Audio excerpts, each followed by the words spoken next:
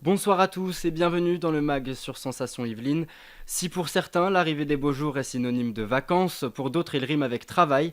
Et en cette période, les étudiants sont nombreux à chercher le fameux job étudiant pour se renflouer les poches ou bien financer des futurs projets. Alors comment s'y prendre, quels métiers peuvent s'exercer et où s'informer? Nous recevons Laurence Cousin, directrice d'Yveline Information Jeunesse. Laurence Cousin, bonsoir. Bonsoir. D'abord, première question, avant tout, dont la réponse est parfois floue. Quel est l'âge légal pour travailler? On entend 18 ans, 16 ans. Quel est-il cet âge légal? Alors, j'ai pour habitude de dire qu'il y a la théorie et la pratique, mais comme là on est sur le cadre légal, on peut travailler légalement à partir de 16 ans. Donc ça c'est la théorie, et c'est vrai que par contre sur le terrain, effectivement, c'est un peu plus, et même voire beaucoup plus compliqué pour les mineurs de trouver un job. Donc pas Mais avant c'est pas 16 ans? impossible.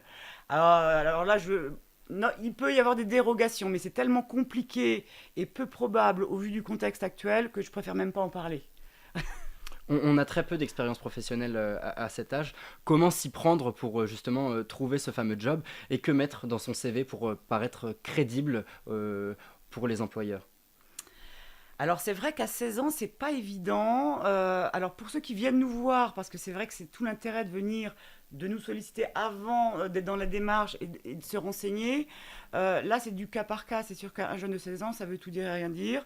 Ça dépendra s'il est dans un cursus, une école professionnalisante, si il a déjà, je sais pas, travaillé avec ses parents, qu'il a voilà, son savoir-être aussi. Après, on va être très concret aussi. C'est une première expérience, donc on lui dit mettez-vous à la place de l'employeur. Donc, par exemple, en termes de disponibilité, un jeune qui va me dire moi je suis disponible qu'une semaine, je vais lui dire franchement, le temps que tu t'adaptes au sein de l'entreprise, tu vas repartir. Pour l'employeur, ce sera inintéressant. Hein, donc voilà, on va lui donner des conseils très pratiques, c'est un mois minimum. Voilà, c'est le genre de choses qu'on va essayer de lui conseiller. Alors justement, que faut-il inscrire sur son CV? Peut-être les aptitudes, Le les, euh, savoir-être, les les hobbies à qualités. côté, Mais les... complètement, exactement. On va prendre le temps de discuter avec ce jeune, parce que souvent ils disent mais j'ai rien. En fait, voilà, ils sont un peu découragés.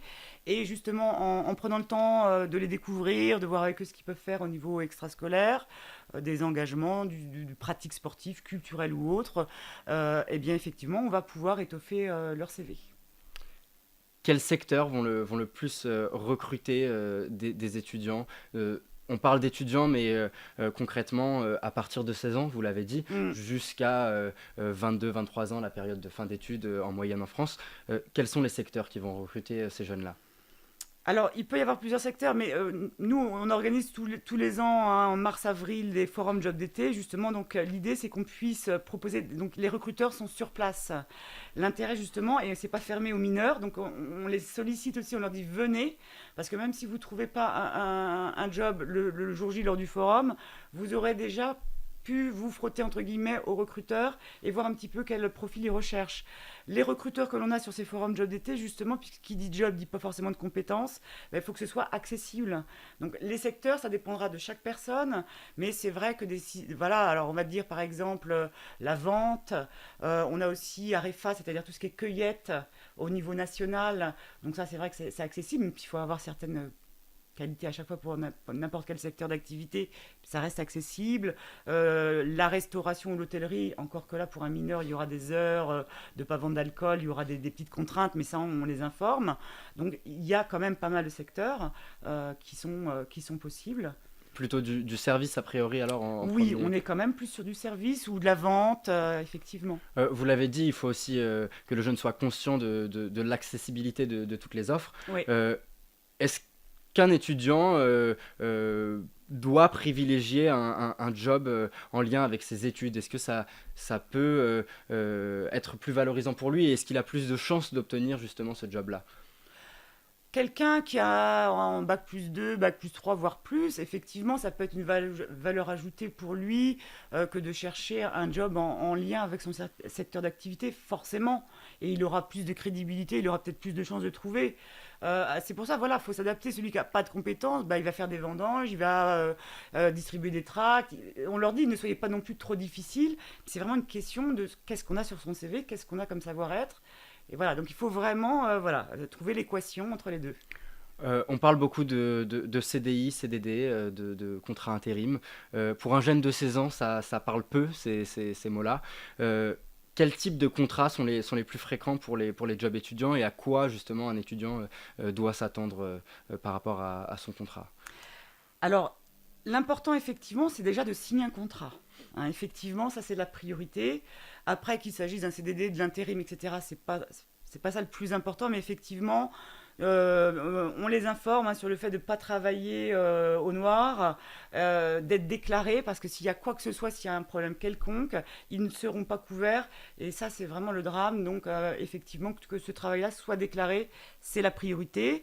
Et après, ça dépendra de l'âge, puisque en termes de rémunération, eh bien, qu'il soit mineur ou pas, ça va changer la donne. Alors justement, vous en parlez, la rémunération, à quoi doit s'attendre un jeune est-ce que la rémunération, vous l'avez dit, va être différente selon l'âge, mais entre une personne de 18 ans et 22 ans qui cherche une première expérience, ce sont quoi? Ces aptitudes, ces facultés qui vont différencier pour la rémunération? C'est vrai que c'est un sujet qui intéresse les jeunes et c'est normal, puisqu'effectivement, à partir du moment où on travaille, on a droit à un salaire.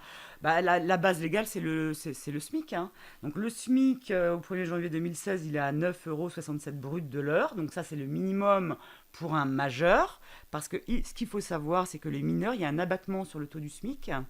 Donc les moins de 17 ans ont 80% du SMIC.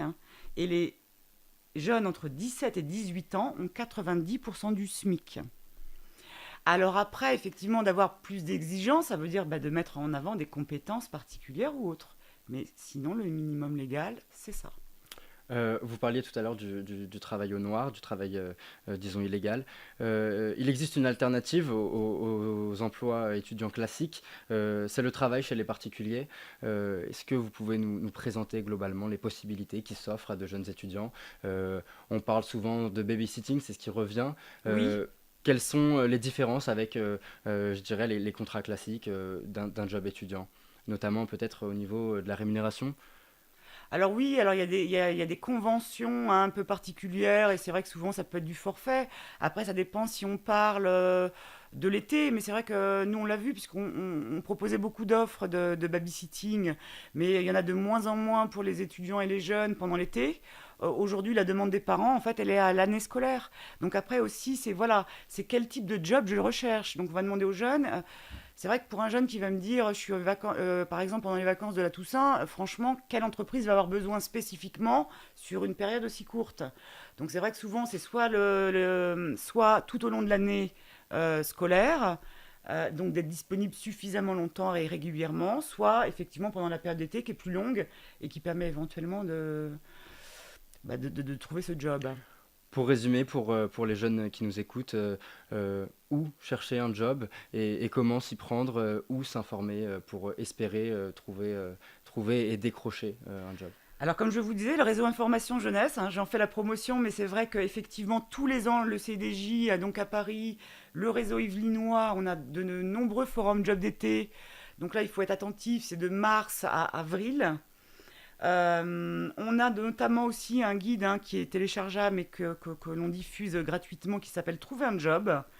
Et donc ça qui est une mine d'informations, donc au niveau de la réglementation bien sûr, mais là par secteur d'activité, il y a des pistes et notamment des sites internet qui permettent aux jeunes de trouver des jobs en ligne. Nous, on a notre propre site jobonstock.fr qui permet pareil tout au long de l'année de voir les jobs possibles sur le département des Yvelines notamment. Donc voilà, ça c'est vraiment le premier conseil. Puis après, pour les étudiants, il va y avoir le Crous. C'est vrai que ça se passe aussi beaucoup sur Internet.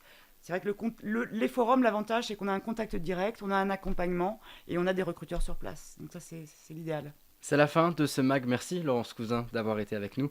Je rappelle que vous êtes la directrice d'Yvelines Information Jeunesse et vous pouvez retrouver plus d'informations sur yij78.org. Très bonne soirée à tous à l'écoute de Sensation Yvelines.